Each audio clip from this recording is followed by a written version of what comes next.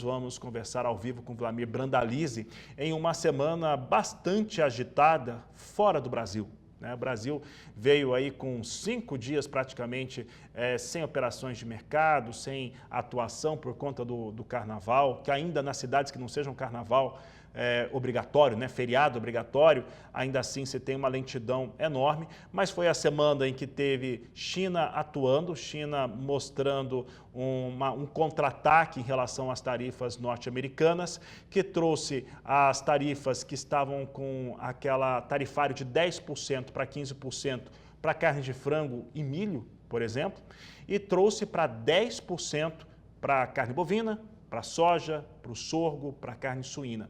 E esses fatores, eles agem no mercado internacional de uma maneira diferente. Quando a gente olha para os grãos, para cereais de uma maneira, para oleaginosas para outra forma. Mas quem conversa conosco a respeito deste assunto é Wlamir Brandalize, que participa ao vivo pela internet. Brandalize, era esperado que China tivesse uma atuação como essa, mas parece que ela é mais comedida se comparado ao primeiro governo de Donald Trump. Qual que é a sua impressão? O que esse cenário pode trazer em relação aos mercados, principalmente de cereais, milho e trigo, e ao de soja? Boa tarde, seja bem-vindo.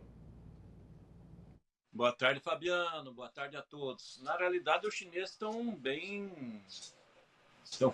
vamos dizer assim, eles estão naquele compasso de espera, porque eles vão depender de importação americana, não tem como eles trabalharem sem importações americanas, principalmente se a gente olhar a soja, a soja que eles são os que eles mais compram, Então, se eles taxar mais, acaba trazendo pressão inflacionária na China, nesse volume que eles vão precisar do produto americano.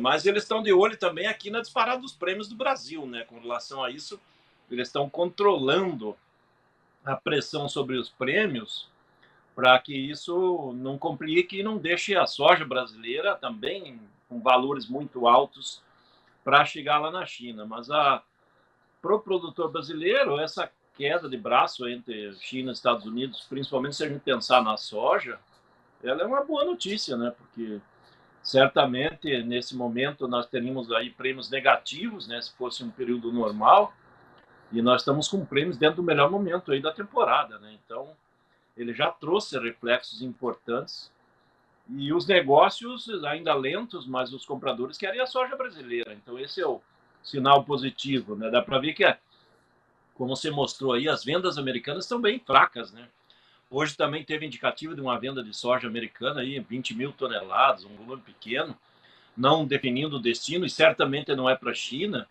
É sinal de que os chineses também estão ainda num compasso de espera. Então, eles provavelmente, mais adiante, eles vão ter mais negociação. O Trump também está sendo pressionado lá pelos produtores americanos com relação a todo esse pacote aí que acaba atrapalhando a vida do produtor de milho, de soja, de trigo, em que os Estados Unidos são grandes exportadores, porque desvalorizou bastante o produtor americano, Ele não tem questão cambial, o prêmio nos Estados Unidos ele flutua pouco, no marketing aqui que os prêmios flutuam mais, Então o ambiente em si ainda ficou bastante nervoso. Nesse momento, com todo esse barulho aí, o que está sofrendo mais é o produtor americano, Vamos ver o que ele vai se definir, Fabiano, se ele vai realmente aumentar a área de milho como estava prevista, se ele também vai reduzir a área de soja como estava apontada.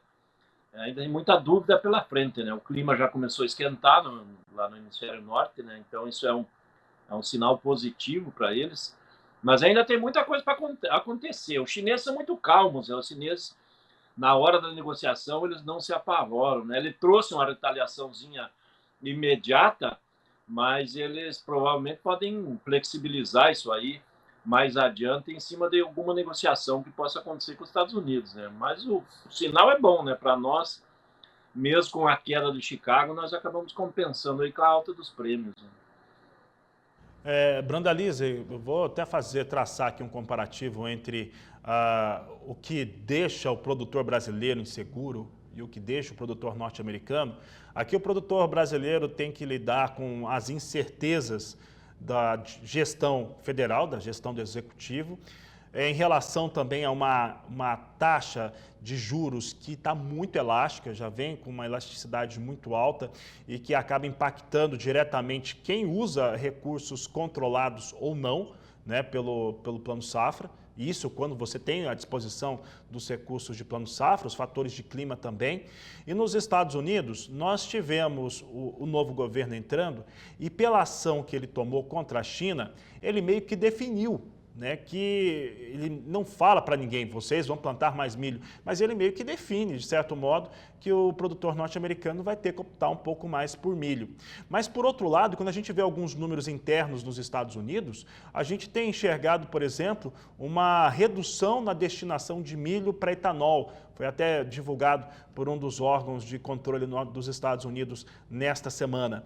E aí algumas preocupações em relação a como que também, do ponto de vista ambiental, né, que você tem o degelo, você tem a ocupação de áreas, como é que isso vai acontecer na prática? Porque às vezes você pode plantar milho ou soja de acordo com esse desenvolvimento.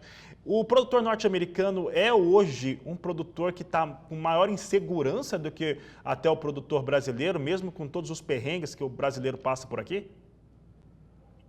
Olha, com certeza, nesse ano, principalmente nessa safra, né? Porque ainda não saiu nenhuma medida de apoio ao setor produtivo americano.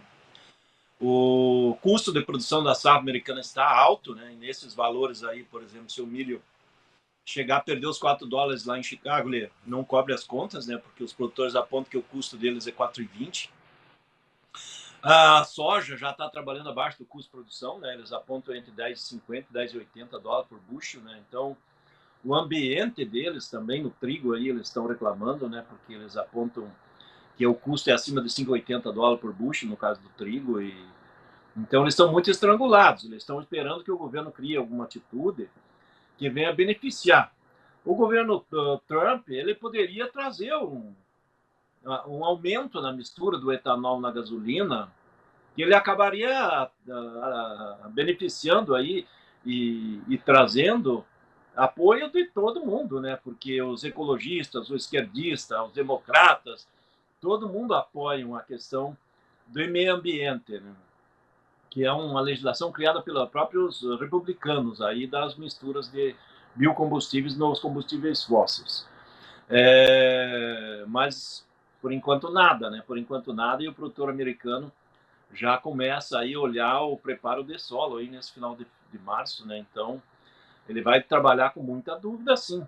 A não ser que o governo americano venha trazer algum subsídio pesado aí para ajudar esse diferencial, que não é o estilo do Trump, né, de administração, é uma administração mais enxuta de despesas, subsídios, dá para ver todos os cortes que fizeram até agora, mas eu acho que ainda o produtor americano, na última hora, vai acabar plantando menos soja do que está imaginado e menos milho do que está imaginado, deixando de lado aquelas áreas que têm produtividades menores, aí para correr menos risco, né? Então eu acho que ainda caminha para essa linha pelo pensamento do produtor americano, que a gente tem alguns contatos, eles estão começando a rever a situação e talvez algumas áreas de piores qualidade, de produtividade mais baixa, de risco maior de inundação, eles possam deixar ela em pousio aí nessa nova temporada.